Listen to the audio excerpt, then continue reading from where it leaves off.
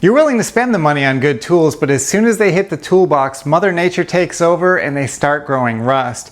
Today I'm going to show you the professional tool brands that are the worst offenders for this. Plus we're going to show you some things that I've been testing for the last 9 months to see which works the best to keep that rust to a minimum. Let's go over here. This is my pliers drawer. Pliers drawer really is sort of a good petri dish for corrosion testing because we've got so many different types of finishes. And we can see which finishes are really good at preventing corrosion and some of the ones that are not good at it. So let's start with the German-made stuff. This is the Knipex. Now all of these brands in the toolbox, they're going to be professional brands, and this one is one of my favorites. This one's got a natural sort of oxide coating here that comes like that out of the forge, and then parts of it are sanded or ground down here to give you more of a smooth metallic finish.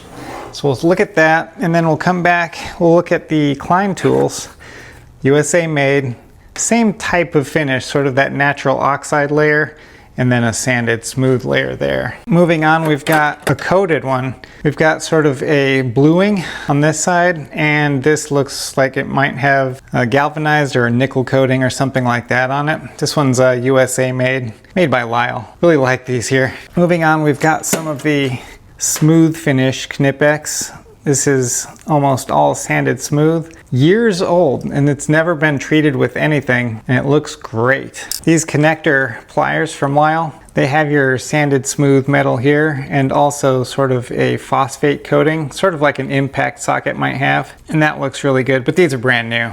And the old blue handles, look at this. These are vintage channel locks.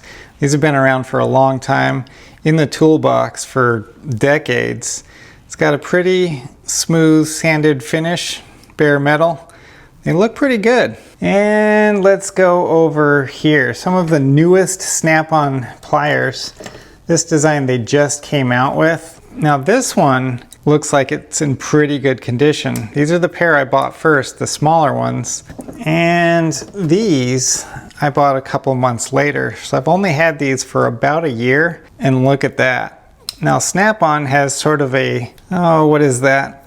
Maybe a sandblasted metal look, and then they use a clear coat on top, which is supposed to protect it from rust, but you can see that looks awful. I mean, these have only been sitting in my box for about a year now, and they look terrible. Let's line them up here. We've got all these different brands. None of these have been ever worked on by me. I've never cleaned them or oiled them or done anything to them. And if you look at them all, Snap-on is by far the worst, and it tarnishes and rusts the quickest out of all these tools. All these other tools are much older. They've been in my box, except for these, a lot longer than the Snap-ons, but man, what a shame. And these are not cheap tools. I'm sure everyone knows how expensive Snap-ons can be when you go on the truck. I don't remember what I paid for these, but let's say 50, 60 bucks, somewhere around in there, and they look awful. And the funny thing is, like I said, these are just a little bit older, so you don't have anything you can expect. You're just rolling the dice to see which one of your Snap-on pliers will last and which one will corrode in the box. So 9 months ago, I took 4 pairs of Snap-on pliers, and you're about to see what they look like now. I cleaned them and I oiled them with 2 different types of oils, and I want to see how much rust grew over that 9 months. So let's go back 9 months ago. I'll show you what those look like, and then we'll come back for the big reveal. Let's get in the toolbox time machine and go back 9 months ago. This is what the drawer looked like back then.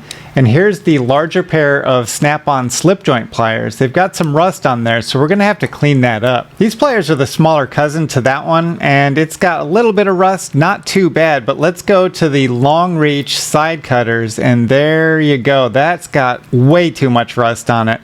It's going to take me a little bit of time to clean that up. And just for fun, we're going to pick up a brand new pair of slip joint pliers. These I just bought, so there's no rust anywhere on them. My first attempt was using this Scotch-Brite pad to clean up that rust, but it took a lot of elbow grease. So what I ended up using is this angle grinder with a roll-lock disc on there, and that cleaned it a lot better. So check out the results here. I had to be careful using that air tool because if I got anywhere near these rubber grips, it would tear them up. but the results speak for themselves. That looks really, really good. It even got down into the detailed areas where the stamping is. Now we're going to test two products to see how well they protect these tools over time. First, it's the Snap-on Formula 1920 steel wipes, and these are expensive. I paid about 35 bucks for this can of 75 on the Snap-on truck, so it looks like you're going to be paying about 50 cents every time you want to wipe down your tool. And if you've got Snap-on pliers in your toolbox, you're going to want to keep up on this. But today we're going to wipe them down just one time, and we're going to store these two on the right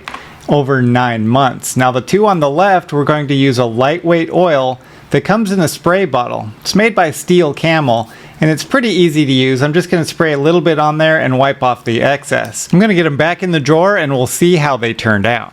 Alright, it's the big showdown between the expensive Snap-on 1920s and the Steel Camel, just a lightweight oil. Let's look in the box and see what those pliers look like today. Okay, let's check it out. We've got the slip joint pliers. We've got the big and the small pair here, the really small purple ones, and the long side cutters. So let's have a look at these on the bench and determine if there's a difference. Alright, we've got the brand new purple handled slip joint pliers, and I can see that there's some oil still left down in there, but the oil that's on the outside kind of evaporated off. This doesn't have any more corrosion on it really than what we saw when it was brand new. That's a scratch. It's not really anything to worry about. So that looks really good. The smaller slip joints, got a couple spots on there. Now remember, I only treated them one time 9 months ago, and then I haven't used them since, except for one time, and we'll get to that in just a second. But that's not too bad. I mean, 9 months of sitting in there with just one treatment, pretty good. Now here's these. Looks like I went pretty hard at it. Oh, these were the ones that were really rusty before, so it almost took off that laser etching. And there's really not much to speak of as far as corrosion. Just a little bit of surface stuff here. Again, only treated one time, and these were the worst. The long side cutters, and they look gorgeous except for right there on the blades. Now, here's the story. This is the only pair that I had to use. I was getting in real deep into a place I couldn't reach, and so I used it and it got really, really dirty. So I took some brake clean and sprayed just right here, just on the blades, and there you go. That was just enough to take that oil off, and it started corroding in there, but everywhere else it was fine. So that's almost the perfect proof that you need to know that you've got to do something to oil these things when they're sitting in your toolbox, because otherwise they're just going to get torn up. Now, as far as a clear winner between the Snap-on stuff and the light oil, well, I'm just going to say it's a toss-up. This is extremely cheap compared to these wipes, but these are pretty convenient. So up to you what you do, but definitely do something to protect your investment, because these things cost a fortune, and it'd be an absolute shame to have them rust away in your toolbox. So I'll leave a link to this down below. It's pretty affordable stuff. This isn't a sponsored video, but they did send me this to test out, as well as some of their anti-seize that I've used on the lift and the vise, a couple other things, and it works pretty good. So if you're looking for a decent light oil that'll prevent rust on your tools, give them a shout. They're a Florida company. Thanks for watching. I'll see you in the next one.